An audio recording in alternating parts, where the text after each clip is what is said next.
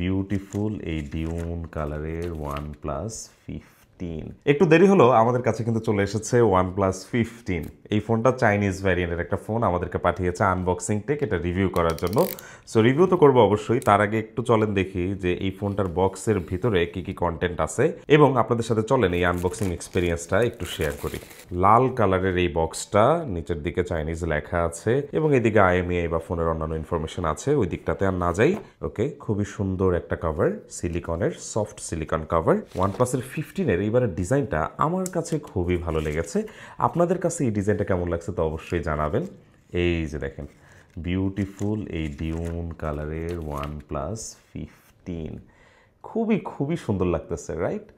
আমার কাছে তো খুবই ভালো লাগতেছে। আপনাদের কাছে কেমন লাগছে তো অবশ্যই আপনারা কিন্তু আমাকে জানাবেন। এবার আমরা একটু দেখি যে বক্সের ভিতরে আর কি কি কন্টেন্ট আছে। হ্যাঁ, তো দেখতে পাচ্ছেন আমরা কিন্তু একটা সুপারবুক 120 ওয়াটের চার্জার পেয়ে গেছি, সুপারবুক চার্জার।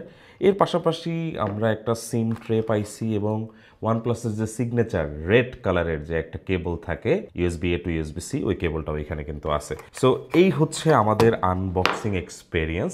আপনাদের সাথে অবশ্যই আমরা OnePlus 15-এর রিভিউটা শীঘ্রই শেয়ার করব এবং 15-এর ক্যামেরাটা কেমন সেরকম কিছু ছবিও আমরা আমাদের ফেসবুকে শেয়ার করব আপনাদের সাথে। সবাই ভালো থাকবেন, দেখা হবে পরবর্তী ভিডিওতে।